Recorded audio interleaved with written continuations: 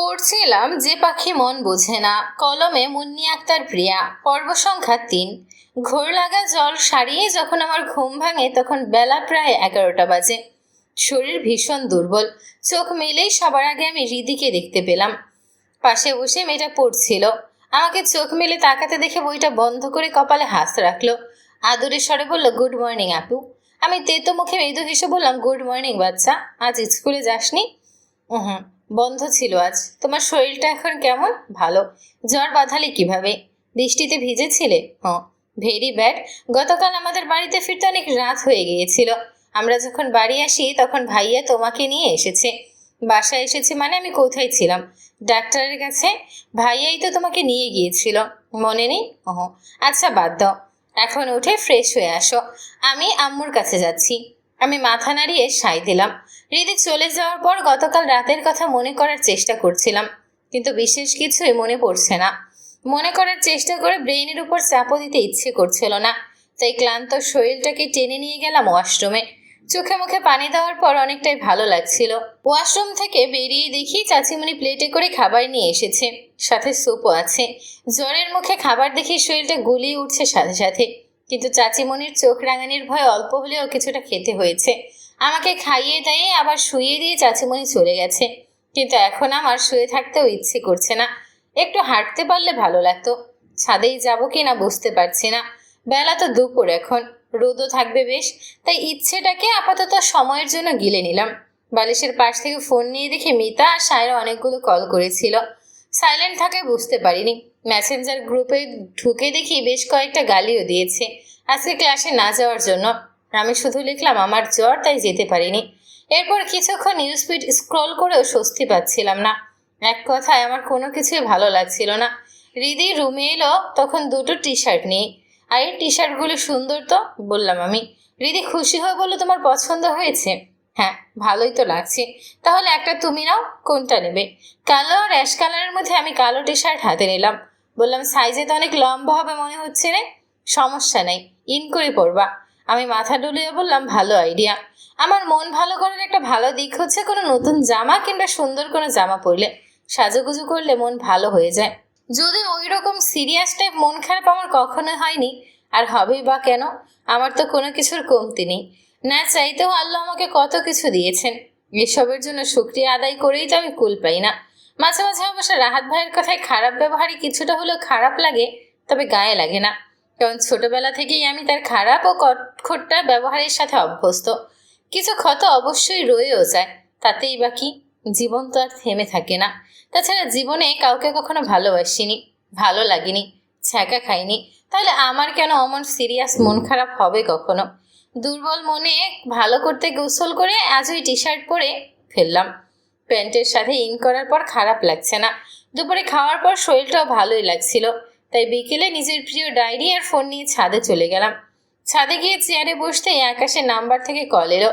ফোনের সময় দেখলাম, কলের ছুটি হয়ে গেছে।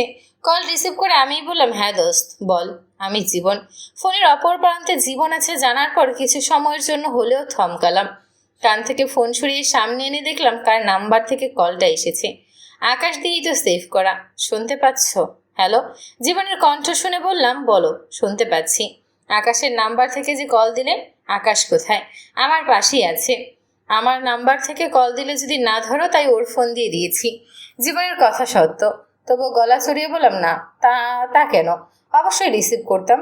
করতে না প্রিয়তা, এর আগেও একদিন আমি তোমাকে 25টা কল 36টা মেসেজ করেছিলাম, তুমি কোনো রেসপন্স করনি। চোর ধরা পড়লে যেমন হয় আমার অবস্থা এখন তেমন। তাই দ্রুত প্রসঙ্গ বদলে বললাম, যাই হোক, কি অবস্থা এখন? ক্লাস শেষ? হ্যাঁ। তুমি আজ আসোনি, তাই আকাশকে তোমার কথা জিজ্ঞেস করেছিলাম। বললো তোমার নাকি জ্বর। আর বলো না, কাল শখ করে একটু বৃষ্টিতে ভিজেছিলাম, তাই এখন শোকে মরতেছি। এখন কি জ্বর কমেছে? আলহামদুলিল্লাহ। আগামীকাল থেকে ক্লাসে আসবো ইনশাল্লাহ। কথা বলতে বলতে পকেটে হাত দিয়ে পেছনে তাকিয়ে দেখি রাহাত তীক্ষ্ণ দৃষ্টিতে আমার দিকে তাকিয়ে আছেন। এভাবে তাকানোর মানেটা কি বুঝতে পারছি না। আমি জীবনের থেকে বিদায় নিয়ে কল কেটে দিলাম। রাহাত ভাই দু কদম সামনে এগিয়ে আসতে আসতে বললেন, জ্বর সারতে না সারতেই ডান পিঠে আচরণ শুরু হয়ে গেছে। আমি ভ্রু কুঁচকে জিজ্ঞেস করলাম, কি করেছি? এই অবস্থায় ছাদে এসেছো কেন? জ্বর এখন নেই। রাহাত ভাই দুহাতে বগল দাবা করে দাঁড়িয়ে দাঁত কিরমির করছেন। আমার পা থেকে মাথা পর্যন্ত পরখ করে বললেন, জ্বরের কথা বলিনি, তোমার ড্রেসের কথা বলেছি। এসব কি পরে ছাদে এসেছ? আমি নিজে একবার নিজেকে দেখিনি। বললাম, কেন? আপনি দেখতে পাচ্ছেন না? টি শার্ট আর প্যান্ট। দেখতে পাচ্ছি বলেই বলতেছি। কতটা বিশ্রী লাগছে জানো?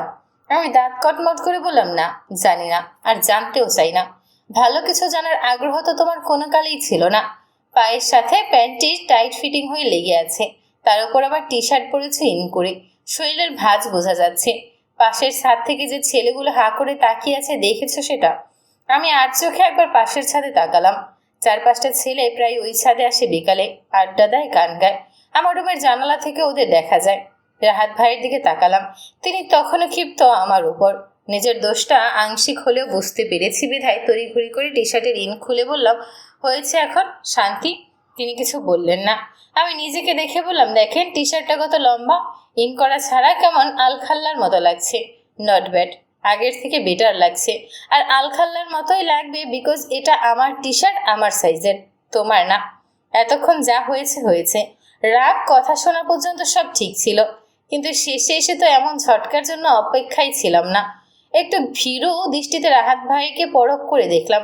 তার তীর্যক দৃষ্টি আমার মুখের দিকে নিবদ্ধ। চোরা দৃষ্টিতে আমি এদিক ওদিক তাকাচ্ছি। দিদি কত বড় বেইমানিটা না করলো আমার সাথে। শেষমেশ কিনা আমি রাহাত ভাইয়ের টি শার্ট পরে আলখাল্লা সেজে তার সামনেই দাঁড়িয়ে আছি। রাহাত ভাই হয়তো এখনই কিছু কঠিন কঠিন কথা শোনাবে আমাকে। আমি যদি বলি রিদি টি শার্ট এনে দিয়েছে এবং আমিও ভেবেছিলাম ওরই টি শার্ট, তাহলে হয়তো তিনি বিশ্বাস করবেন না। তাছাড়া দিদি তার আপন বোন, এটা কোনো 10টা টি শার্ট নিলেও তার গায়ে লাগবে না। কিন্তু আমার বিষয়টা সম্পূর্ণই আলাদা। আমি তার আপন বোন না, কাছের কেউ না। তিনি আবার আমাকে সহ্যও করতে পারেন না।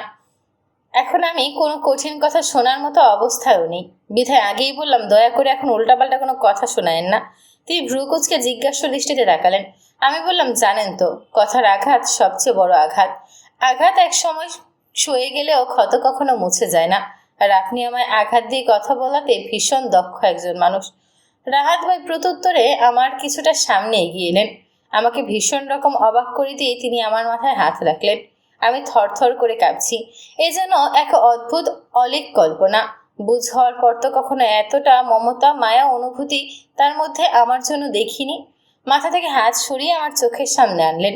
একটা ছোট্ট পাতা হয়তো আমার মাথাতেই উড়ে এসে পড়েছিল। পাতাটি বাতাসে উড়িয়ে দিয়ে তিনি বললেন, কথার ক্ষত মুছে যায় না বলেই হয়তো মানুষ কিছু মানুষকে মনে রাখে, কেউ আঘাত দিয়ে আর কেউ নীরবে পাশে থেকে।